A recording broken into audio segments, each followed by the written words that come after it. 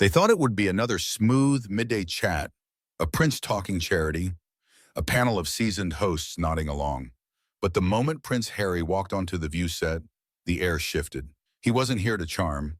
He was here to instruct, to lecture, to make sure everyone knew who they were dealing with. And the women across the table? They weren't going to let him sail through without a challenge. The View studio was buzzing, the kind of energy you could almost feel in your teeth. Audience members clutched their coffee cups, leaning forward in their seats as the stage manager counted down from 5. Behind the desk, Whoopi Goldberg shuffled her notes, Joy Behar adjusted her glasses, and Sharon Osbourne tapped a manicured nail on her mug, eyes flicking occasionally toward the entrance. From the side of the stage, Prince Harry appeared. The applause sign lit up, but it was hardly needed. The crowd clapped enthusiastically, some even cheering.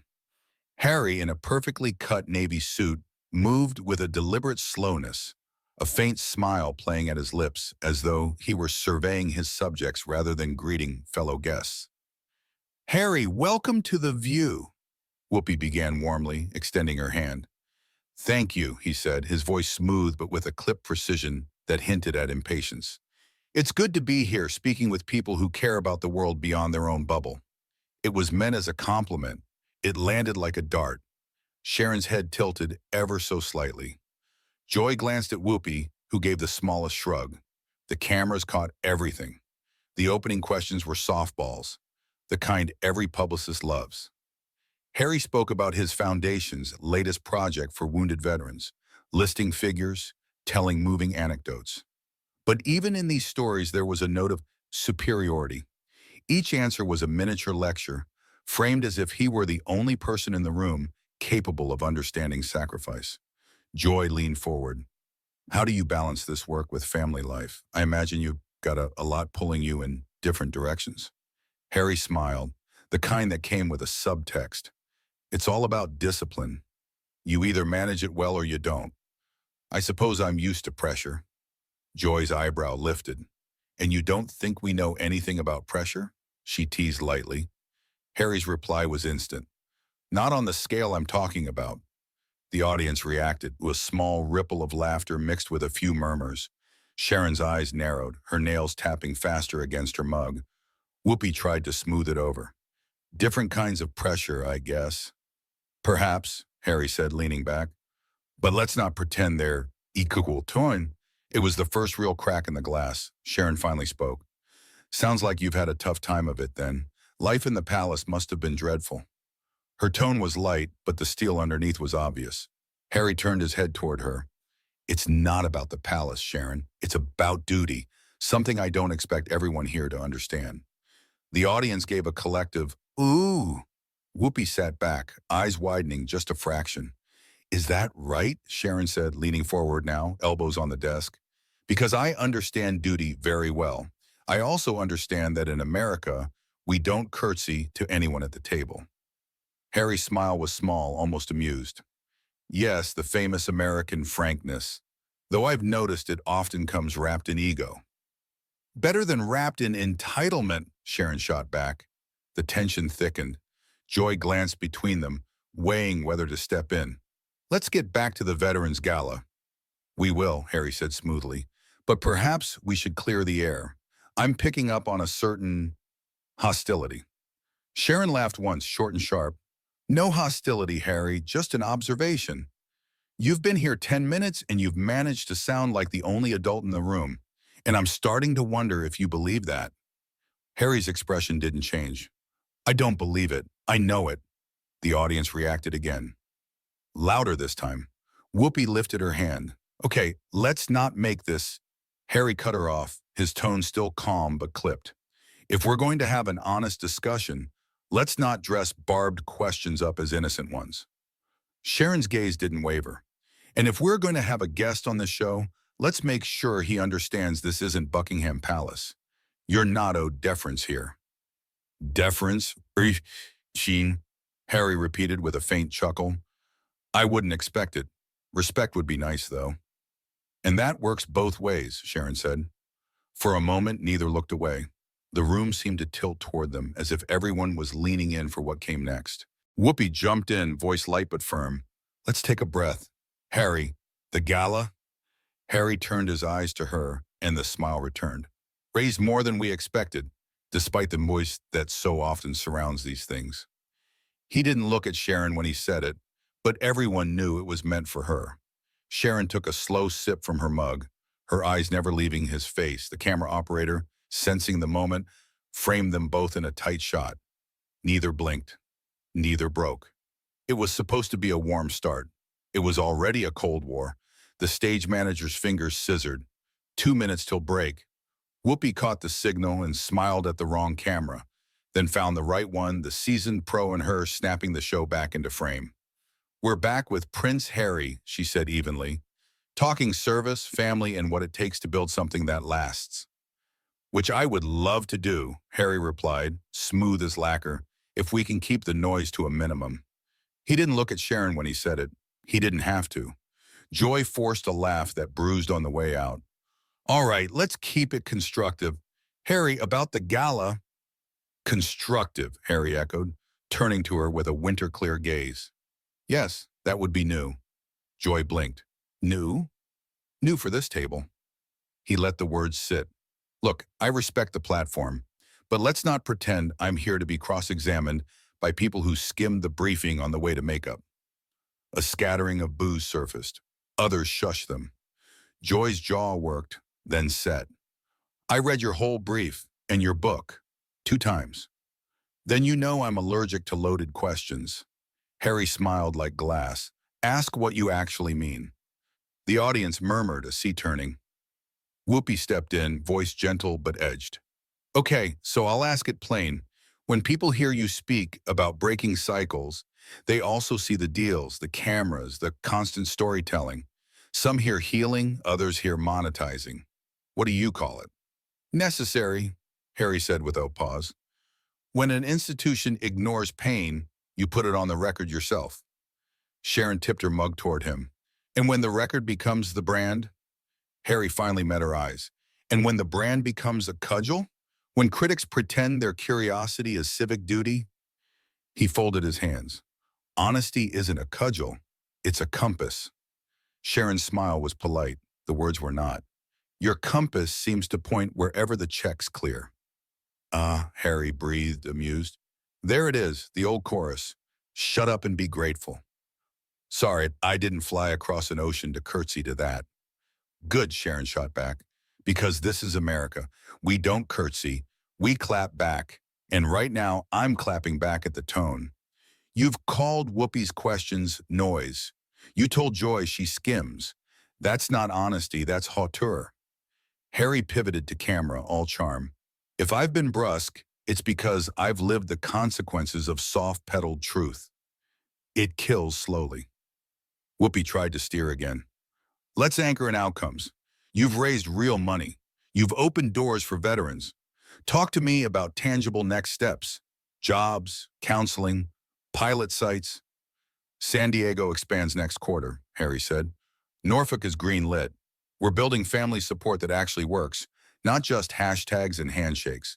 He paused just long enough. And we'll do it with or without the blessing of daytime TV. There it was, the superior little flare that sent a tremor through the audience. Joy's fingers drummed once on the desk. We are daytime TV, she said softly, and we brought you here to amplify the work. You don't have to step on people to stand tall. Harry considered her, then offered a nod that stopped miles short of contrition. Noted. Sharon watched that nod like a hawk watches grass. There's the royal non-apology, she said. You hear without owning. Harry's smile thinned. You want ownership? I own my choices. I also own my right not to be talked to like a naughty schoolboy. Then stop acting like one, Sharon said, voice suddenly velvet and blade. Because the attitude at this table today, the correction, the condescension, that's royal brat energy. And I'll say it to your face, this isn't England. You don't get to swan in and grade everyone's questions like we're your staff. A cheer popped somewhere in the balcony. A hiss met it from the front rows. The floor manager windmilled rap, but no one rapped. Harry leaned in, elbows on knees, utterly still. Let me be frank in your language, he said. People like you, People like me, Sharon repeated low, have made a business model of slicing open families and calling it journalism. Yes, I chose to tell my story. Your industry chose to hunt it. There's a difference. Sharon's chin lifted a fraction. My industry also chooses when to call a guest rude. Consider this that moment. Rude is a soft word, Harry said, voice cooling another degree.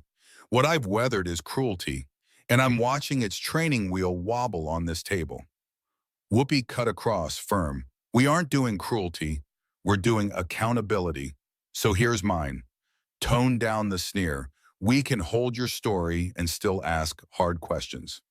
And I can answer, Harry said, without pretending the blade is a hug. Joy inhaled, made a choice. Okay, hard question.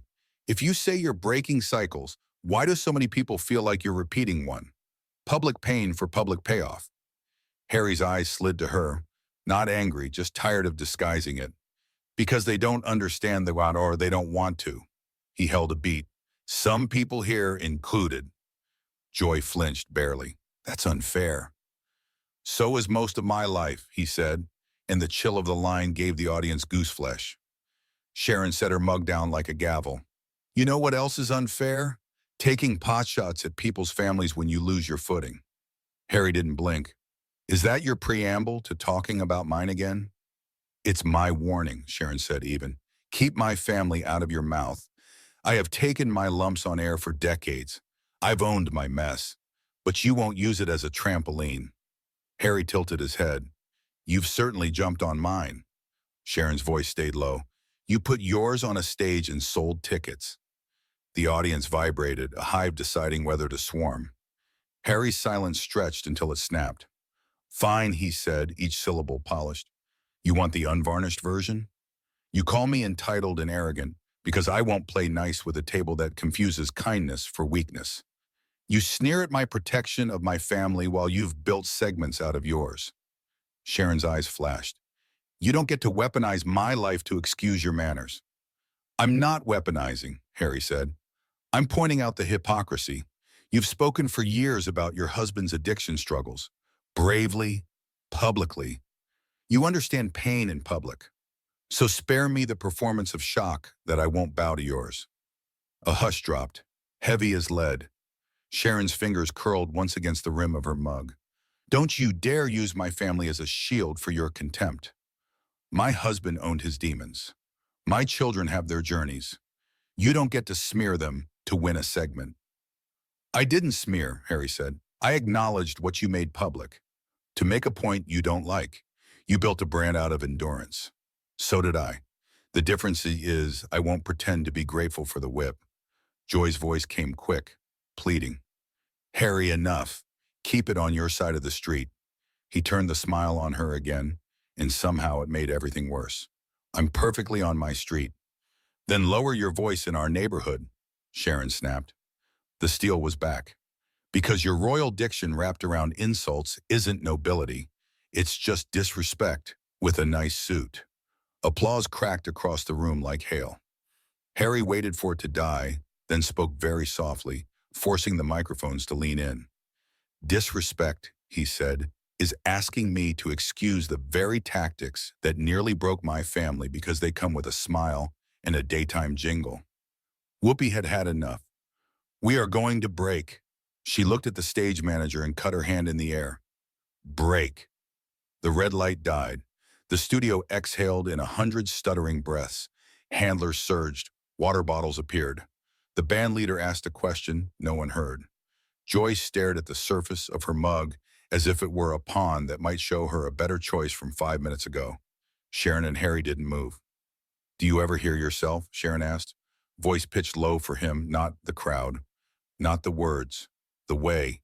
You fold the table into a lecture and call it enlightenment. Do you ever hear yourself? Harry returned. Same volume, same precision. You poke the bruise and call it accountability. A producer ghosted up to the desk, whispered to Whoopi, retreated. Whoopi rubbed her forehead, then her eyes, as if dragging the headache out the front. Back in 5, the stage manager mouthed, fingers ticking down. 4, 3. The red light relit. Whoopi rallied. We're back. Let's pivot to solutions, please. Harry, concretely, if someone's watching at home, a veteran, a spouse, what help is available now? Harry took the lifeline. Counseling without a 6-month queue, real job pipelines, not resume workshops, immediate relief funds for families in crisis, and peer networks you can trust, people who've been there. That's solid, Joy said, meaning it. Genuinely. Sharon nodded once, professional. Good, because that's the only part of this that actually matters. Harry looked at her, something sparking that wasn't anger, something more elemental. Then stop trying to make the rest of it a circus. Then stop walking in like the ringleader, Sharon returned. Whoopi's smile held by sheer will. Okay, we've got time for one more question in this block. She shuffled cards that didn't need shuffling.